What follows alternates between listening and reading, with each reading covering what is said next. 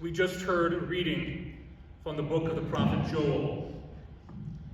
What I would like to do is just to repeat part of that reading for you. Return to me with all your heart, with fasting and weeping and with mourning. Let your broken heart show your sorrow.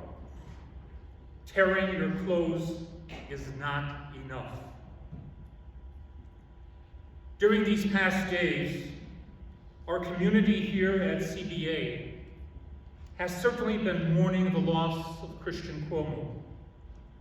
Our broken hearts have shown our sorrow by our gathering together in groups of students to provide support and consolation to one another, and by remembering various events and the good times that were spent with Christian during the school year and other times together with him. A couple of days ago, I was talking with junior student Jack Griffith, and he was telling me on the Friday before the tragic accident, he was skiing at Labrador Mountain, and he saw Christian coming from afar. Jack really didn't know Christian that well. He recognized him, he knew who he was, but he really didn't know him. But what Jack noticed on Christian was a tremendous smile that he had as he was approaching Jack, from ear to ear, a big smile. And that was something that really, really touched Jack. And that is something he remembered. And that's what we remember throughout Lent. The good times, the happy times that we share with all of us, with one another, that allows our heart to grow and to burst forth. Lent is a time for us to allow our fruit or our goodness to blossom out or to grow, as I just said. And that is exactly what has been happening here during these past few days in many different little, subtle, and sometimes not too subtle ways. Our goodness has been blossoming and growing. And so it is so important for us that we look at Lent in a positive fashion. Lent is not a time for us to endure, to get through, to suffer. It's not a time to be unhappy. We are preparing during Lent not only for Good Friday, but also for Easter Sunday. Lent is a time of preparation, not punishment. The activities that we choose during Lent are not supposed to make us suffer, but to become better people. And that is something I would like each of you during the season of Lent to strive toward, becoming better people. The attitude, the mindset with which we approach Lent is everything. A certain painting had hung in the dining room of the Jesuit retreat house in Dublin, Ireland, for 60 years.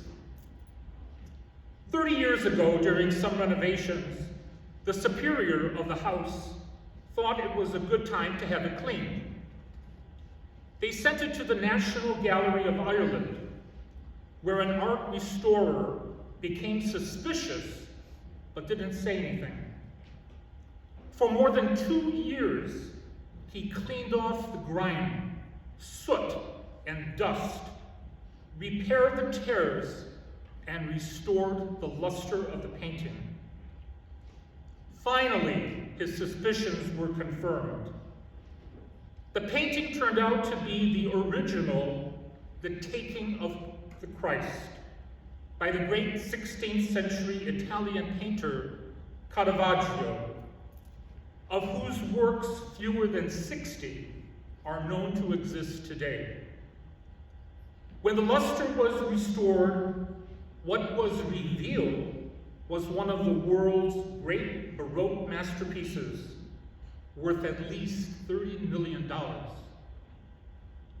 The discipline of Lent helps us, each of us, to remove the grime, so to speak, from our spiritual lives and restore the luster of our lives.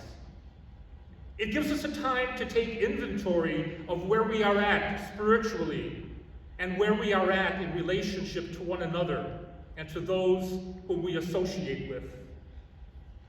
It gives us a time to change, to convert, to have a conversion, a change of heart. And that's what we're going to hear today when the ashes are placed on our forehead. Repent and follow and live the gospel. This past Sunday at Mass, the last words of Jesus spoken was from the gospel that we heard. And Jesus said, "From the fullness of the heart, the mouth speaks."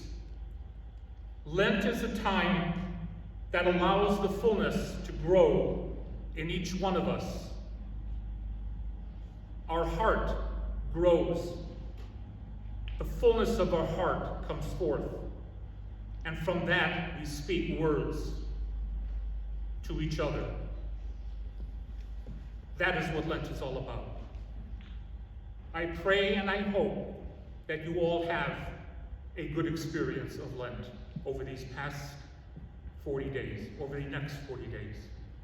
God bless all of you.